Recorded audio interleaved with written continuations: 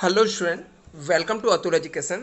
तो फ्रेंड, आप लोग में से बहुत सारे लोग का डिमांड था कि ऑब्जेक्टिव क्वेश्चन के लिए, तो मैं आप लोग के लिए ऑब्जेक्टिव क्वेश्चन जो लास्ट के 4 साल के पेपर में आए हुए थे ऑलरेडी अपलोड किया हूँ। प्रीवियस ईयर के 4 पेपर के ऑब्जेक्टिव क्वेश्चन ऑलरेडी आप लोग के पास अपलोड किया हुआ मिला होगा, जिसे आप लोग ने, आई होप आप लोग ने देखा होगा उस वीडियो को। उसके अंदर सब मिला के यदि हम लोग वहाँ से 20 भी करते हैं तो हम लोग को टोटल होता है 80 ऑब्जेक्टिव क्वेश्चन आपको ऑलरेडी रेडी हो गया रहेगा। फिर भी बहुत सारे स्टूडेंट का और भी ऑब्जेक्टिव क्वेश्चन के लिए डिमांड था, तो अभी मेरे पास टाइम नहीं मिल रहा था, तो इसलिए मैंने सोचा कि ऑब्जेक्टिव क्वेश्चन कहाँ से इतना प्रिपेयर करें।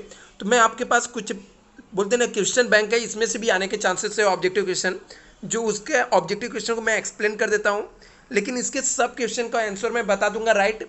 इसकी मैं गारंटी नहीं लेता हूँ, लेकिन जो बताऊंगा वो राइट बताऊंगा। यदि एक दो क्वेश्चन छूट जाएगा तो उसको आप लोग गूगल कर लेना, बट इस वीडियो से आपको 100% हेल्पफुल रहेगा ऑब्जेक्टिव क्वेश्चन में। तो चलो हम लोग स्टार्ट करते हैं फर्स्ट क्वेश्चन से। इसके अंदर क्योंकि बहुत सारे ऑब्जेक्टिव क्वेश्चन अच्छे से पढ़ने से अच्छा है कि कुछ जो मोस्ट इंपॉर्टेंट ऑब्जेक्टिव क्वेश्चन वो पढ़ लेना। तो आई होप आप लोग इस वीडियो को सपोर्ट करोगे और मेरे चैनल को अभी कभी आप लोग सब्सक्राइब कर लोगे, इससे जिससे मुझे भी मोटिवेशन मिलेगा कि आप लोग इस वीडियो को देख रहे हो, पसंद कर रहे हो, और भी इंपॉर्टेंट क्वेश्चन मैं यहाँ पर लेकर आऊँगा। जिससे यहाँ पे देख सकते हो, select the correct answer from the option given. आपको करेक्ट ऑप्शन सेलेक्ट करना है। लिखा है finance is the management of dash of the affairs of the company. बोलता है जो फाइनेंस है, फाइनेंस मैनेजमेंट है, वो कंपनी के किस डिपार्टमेंट से रिलेट करता है? मॉनेटरी, पैसे से रिलेटेड करता है। किससे रहता है? फाइनेंस और मनी इंटर रिलेटेड है, तो फाइनेंस किससे रिलेटेड होता है? मॉनेटरी से है। Corporate finance deal with the acquisition of use of business corporation. तो जो कॉर्पोरेट फाइनेंस है वो किस में डील करता है? क्या एक्विजिशन और बिजनेस कॉर्पोरेट यूज करता है? तो कैपिटल रहता है। जो कॉर्पोरेट फाइनेंस है वो डील करता है acquisition of capital and use of capital. I hope आपको क्लियर होते जाएगा एकदम राइट आंसर।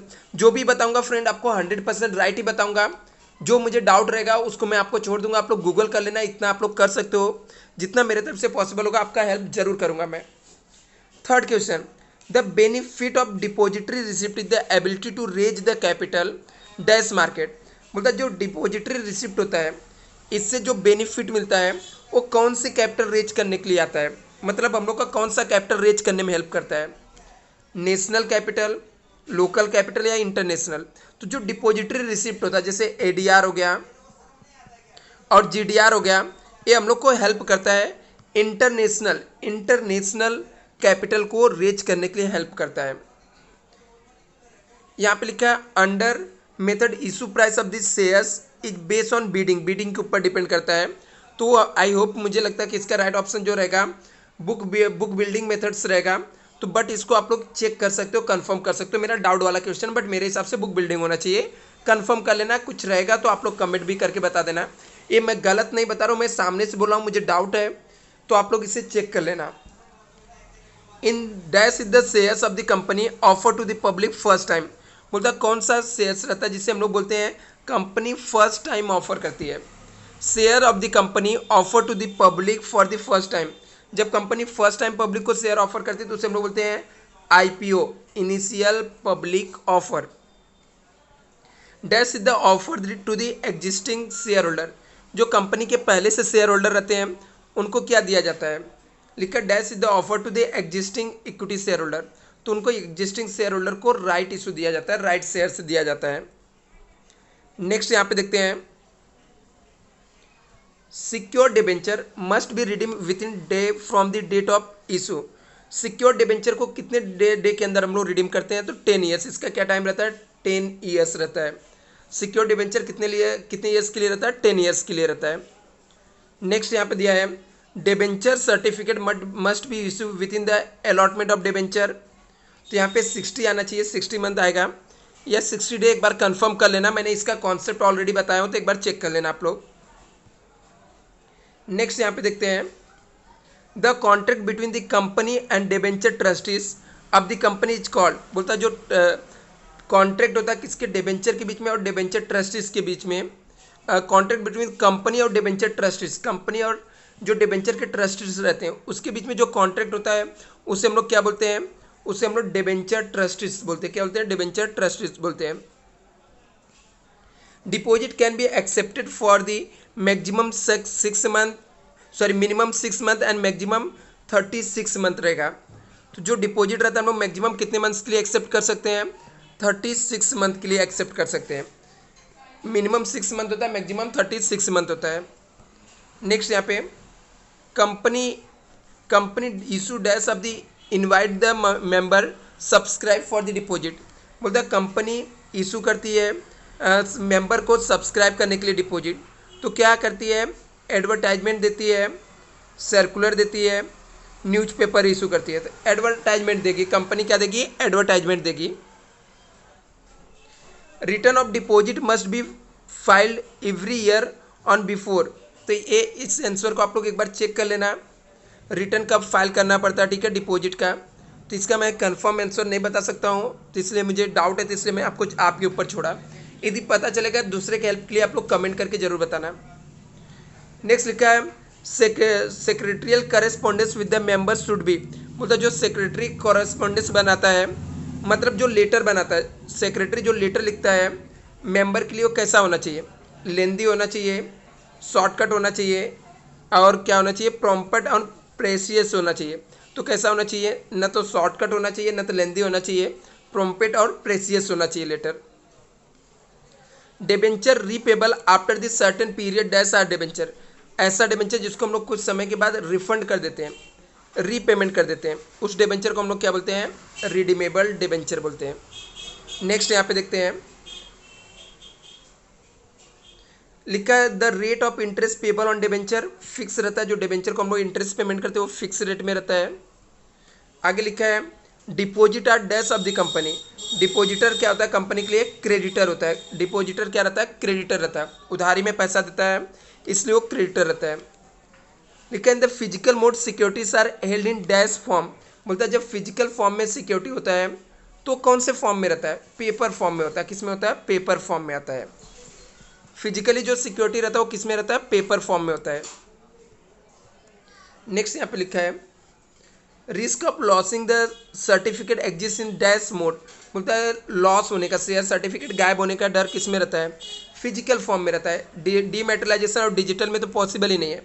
जब फिजिकल फॉर्म में सर्टिफिकेट रहेगा तभी गायब होने के चांसेस होते हैं। तो 18 का राइट ऑप्शन आ जाएगा, फिजिकल आ जाएगा।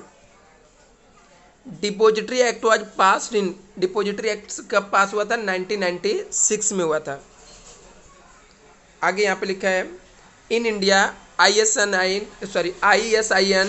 Corporate security they allotted by.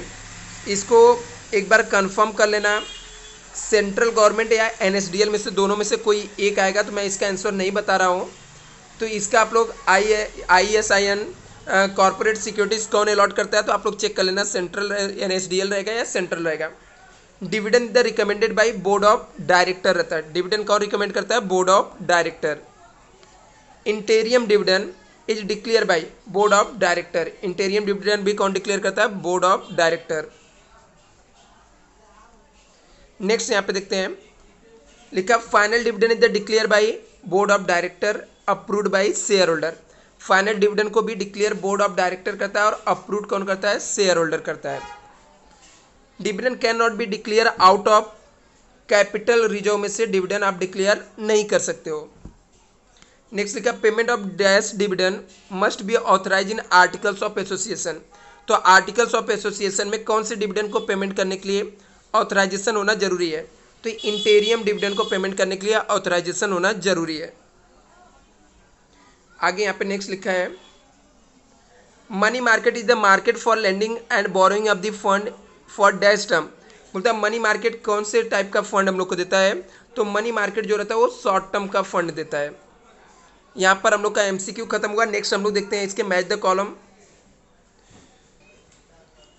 तो स्टूडेंट जो हम लोग मैच द कॉलम है, इसमें भी मैं आपको जो मुझे एकदम क्लियर 110% आता रहेगा, जो मुझे 110% जिसके ऊपर श्योरिटी रहेगा वही बताऊंगा। इनकेस एक दो क्वेश्चन छूट जाएगा तो उसे आप लोग खोज लेना, ऐसा मैं आपको बोलूँगा कि गूगल कर लेना। यदि आपको मिलेगा तो और भी स्टूडेंट को बता देना, क्योंकि मेरे पास टाइम नहीं था कि मैं किसी भी क्वेश्चन के ऊपर डाउट रहे और मैं उसे जाकर खोज लूँ, इतना मुझे टाइम नहीं है। तो प्लीज़ आप लोग इसको एडजस्ट करना। यहाँ पे ADR दिया है, बोनस इशू दिया है, फिक्स कैपिटल है, क्रेडिट रेटिंग है और इक्विटी शेयर कैपिटल है। अभी हम लोग के पास ऑप्शन क्या है आंसर के लिए? ऑप्शन इसमें है फिक्स एसेट्स है, क्रिसल है, issue of existing equity share holder है, फिक्स लाइबिलिटीज है, ऑफर टू एग्जिस्टिंग एम्प्लॉई है, वेंचर कैपिटल है, यूएसए है, सेफ कैपिटल है और जापान दिया है, एमसीए दिया है। तो चेक करते हैं अभी इसका राइट आंसर क्या हो सकता है। तो एडीआर जो रहता है वो कहाँ पे रहता है? यूएसए में, यूएस की सिक्योरिटी के लिए आता है। तो एडीआर का जो राइट ऑप्शन रहेगा वो आ जाएगा आपका यूएसए, मतलब इसका 7th वाला राइट ऑप्शन है। एडीआर किसके काम लिए काम करता है? यूएसए में। बोनस, बोनस दिया जाता है एग्जिस्टिंग शेयर होल्डर के। बोनस जो रहता है वो किसको इशू किया जाता है? एग्जिस्टिंग शेयर होल्डर को। इशू एग्जिस्टिंग शेयर होल्डर को बोनस मिलता है। तो इसका 3 हो जाएगा। फिक्स कैपिटल क्या होता है? जिसके अंदर फिक्स एसेट्स होता है। तो इसका राइट ऑप्शन आपका आ जाएगा 3rd का 1 आ जाएगा।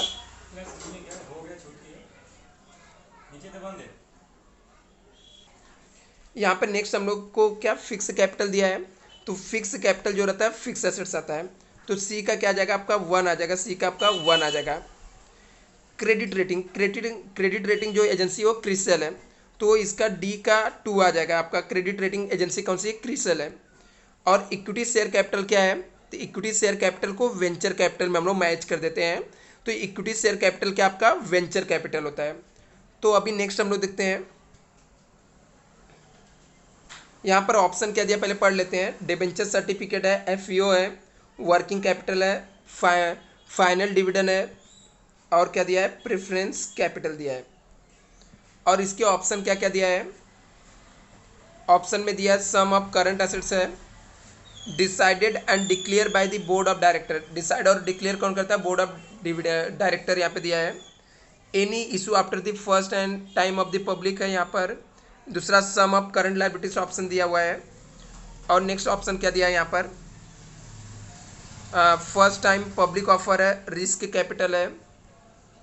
उसके बाद यहाँ पर डॉक्यूमेंट्स ऑफ ओनरशिप है, सेफ कैपिटल है और इंस्ट्रूमेंट ऑफ डेप्ट है और डिसाइडेड बाय बोर्ड है, डिक्लेयर बाय द मेंबर यहाँ पर। नेक्स्ट यहाँ पे देखते हैं डिबेंचर सर्टिफिकेट। ठीक है, तो डिबेंचर सर्टिफिकेट यहाँ पर है।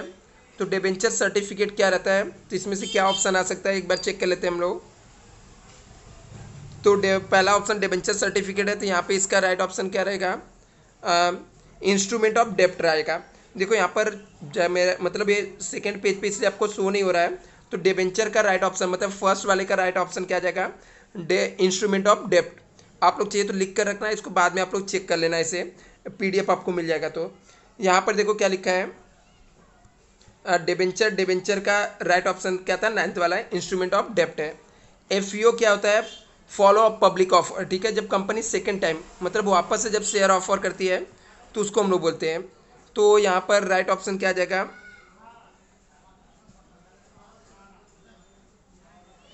हाँ, ये देखो यहाँ पे आ जाएगा एफईओ का राइट ऑप्शन आ जाएगा आपका any issue after first time. First time के बाद यदि हम लोग वापस इशू करते हैं, मतलब बी का 3 आ जाएगा, तो उसे हम लोग बोलते हैं एफईओ बोलते हैं। वर्किंग कैपिटल क्या होता है? Working capital sum of current assets होता है।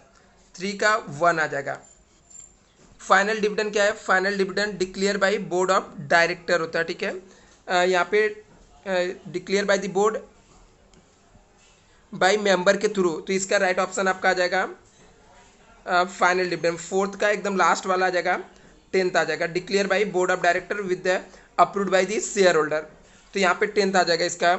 और इसके बाद आपको लास्ट में प्रेफरेंस शेयर्स है। तो प्रेफरेंस शेयर्स जो रहता है ये क्या होता है? सेफ कैपिटल होता है। तो ई का राइट ऑप्शन आपका आ जाएगा सेफ कैपिटल आ जाएगा यहाँ पर 8। नेक्स्ट देखते हैं मैच द कॉलम। चलो आपको पूरा ऑप्शन दिखेगा तो अच्छे से समझेगा यहाँ पे। तो अपने को ऑप्शन क्या क्या दिया है? लिखा है बॉन्ड होल्डर है, आईपीओ है, कॉर्पोरेट फाइनेंस है, फाइनल डिविडेंड है, प्रेफरेंसेस है।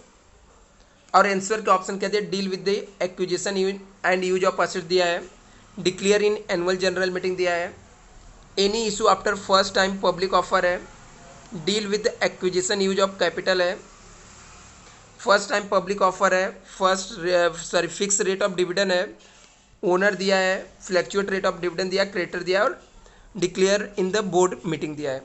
तो यहाँ पे देखो क्या दिया है, सबसे पहले बॉन्ड होल्डर का देखते हैं। बॉन्ड होल्डर के लिए तो पहला ऑप्शन आपका बॉन्ड होल्डर है। तो बॉन्ड होल्डर को क्या होता है, फिक्स रेट में इंटरेस्ट मिलता है। देख लेते हैं यहाँ पर कहाँ क्या दिया है, डिक्लेयर एनुअल जो बॉन्ड होल्डर जो रहता है वो क्रेडिटर होता है। तो यहाँ पर मैच क्या हो जाएगा, 9 आ जाएगा। तो फर्स्ट का आ जाएगा 9। बॉन्ड होल्डर क्या होता है, क्रेडिटर होता है।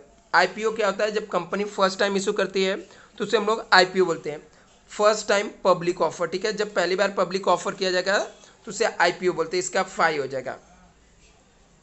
कॉर्पोरेट फाइनेंस क्या होता है, डील करता है हम लोग को कैपिटल के बारे में, तो सी का 4th आ जाएगा। डील करता है किसमें, एक्विजिशन ऑफ कैपिटल, इसका सी का आ जाएगा। फाइनल डिविडेंड क्या है, declare by the board in board meeting, नहीं इसका आ जाएगा declare in annual general meeting. Final dividend जो है वो डिक्लेयर कहाँ पे होता है, एनुअल जनरल मीटिंग, मतलब इसका 2 राइट हो जाएगा, इसका 2 आपका राइट आंसर हो जाएगा। प्रेफरेंस शेयर्स क्या होता है, जिसको फिक्स रेट में डिविडेंड मिलता है, तो ई का सी आपका राइट ऑप्शन हो जाएगा, ई का सी आपका राइट ऑप्शन हो जाएगा। नेक्स्ट देखते हैं,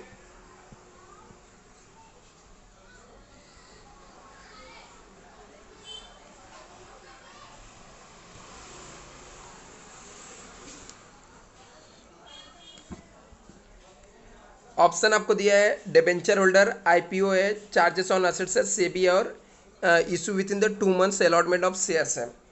तो सबसे पहले हम लोग देखते हैं डिबेंचर होल्डर। तो डिबेंचर होल्डर क्या होता है, कंपनी का क्रेडिटर होता है। तो देखते हैं कौन सा ऑप्शन इसमें मैच होगा, तो इसका भी 9th आ जाएगा। तो 9th में आपको दिया है क्रेडिटर। ठीक है, डिबेंचर होल्डर क्या होते हैं, क्रेडिटर होते हैं। आईपीओ क्या होता है, फर्स्ट टाइम हम लोग ऑफर करते हैं, सेम यहाँ पर है, आईपीओ हम लोग को फर्स्ट टाइम पब्लिक ऑफर है, 5 हो जाएगा। चार्जेस ऑन असेट्स क्या होता है, ये हम लोग का सिक्योर्ड डिबेंचर आता है या सिक्योर्ड लोन आएगा, यहाँ पे देखते हैं। तो यहाँ पर आपको दिया है चार्जेस ऑफ असेट्स जो रहेगा ये आ जाएगा आपका सिक्योर्ड डिपॉजिट आ जाएगा। सेबी क्या है, सेबी प्रोटेक्ट करती है इंटरेस्ट ऑफ इन्वेस्टर, तो डी का राइट ऑप्शन आपका आ जाएगा 4th वाला। Issue with in the 2 months of allotment share, तो अलॉटमेंट शेयर करने के 2 महीने के अंदर क्या इशू करना पड़ता है, शेयर सर्टिफिकेट। तो यहाँ पर आपके एमसीक्यू और मैथ द कॉलम खत्म हुए। नेक्स्ट वीडियो में हम लोग सब्स्टिट्यूट वर्ड और ट्रू फॉल्स करेंगे। यदि आपको नेक्स्ट वीडियो चाहिए तो आप लोग मुझे कमेंट करके जरूर बताना। Thank you so much.